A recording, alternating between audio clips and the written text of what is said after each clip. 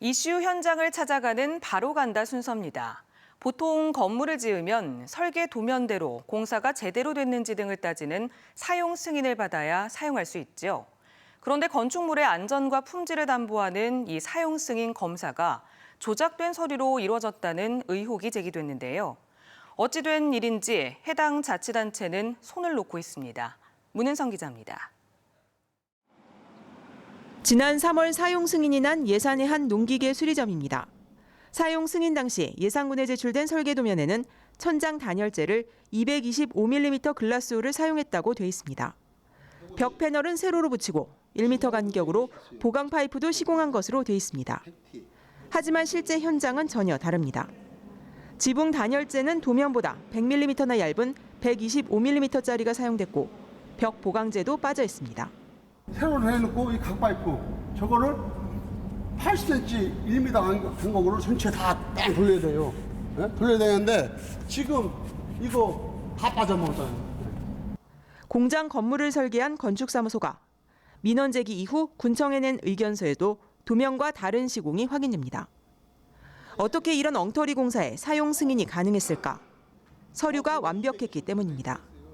일단 건물을 지으면 뜯어서 내부 자재를 확인할 수 없다는 점과 사용 승인 검사가 서류로만 이루어진다는 점이 악용됐습니다. 감리자가 그대로 다 됐다라고 감리 완료 보고서를 첨부해서 저희들한테 넘겨주면 더 이상 우리가 뭘 어떻게 뜯어보고 여기에 진짜 뭐 일일이 가서 어떻게 해볼 수 있는 상황이 아니지 않습니까? 이 과정에서 서류 위조 의혹도 있습니다. 역시 사용 승인 당시 예산군에 제출된 단열재 납품 확인서. 제출 도면과 같이 225mm 글라스홀 지붕 패널을 사용한 것으로 돼 있습니다. 하지만 자재를 납품한 업체의 판매 확인서에는 분명 125mm 글라스홀 지붕 패널을 납품한 것으로 돼 있습니다. 누군가 도면에 맞춰 서류의 숫자를 바꿨다는 얘기입니다. 취재 결과 이런 서류 조작은 시험 성적서 등 5장으로 확인됐습니다. 설계사무소에서 정확하게 서류에다가 빨간 글씨로 이렇게 숫자를 바꿔주세요 하고 메시지가 온 겁니다. 저 포토샵 같은 거 그걸로 한 겁니다. 건축 허가 당시 건축법상 지붕 단열재 기준은 180mm, 125mm짜리 시공은 법규 위반. 이대로라면 사용 승인을 받지 못합니다. 건설사 측은 보강 자재가 빠진 데 대해선 건축사에게 도면을 받지 못해 이미 시공했지만 고의 누락은 아니라고 해명했습니다. 설계를 맡았던 건축사는 서류 조작 지시에 대해선 부인했습니다. 문제는 또 있습니다. 이 공장의 경우 설계를 한 설계사무소가 감리, 그러니까 공사의 감독까지 맡았습니다. 철저한 감독이 됐을 리 없습니다. 지역에서는 또 그렇게 너무 박절하게 못하겠더라고요, 그 일을. 그래서 어쩔 수 없이 이제 그런 거 지붕 같은 거 좀 안 맞는 거는 그냥 우리가 확인 안 하고 그냥 준공을 내준 거예요.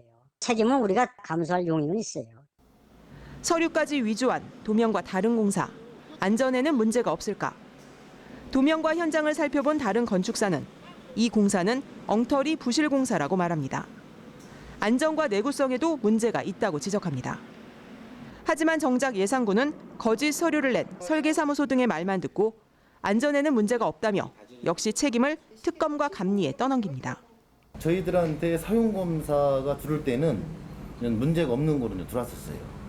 그 자재 쓴 거에 대해서 이제 일부 누락된 게 좀 있고 그래가지고 인허가 사항과에 이제 문제가 되는지 그런 부분을 좀 검토하고 있어요. 시골에서 적지 않은 10억 원 남짓한 공사, 허술한 사용 승인 검사의 관리까지 총체적 부실이 드러나고 있지만 설계에서 승인까지 책임 회피만 난무하고 있습니다. MBC 뉴스 문은선입니다.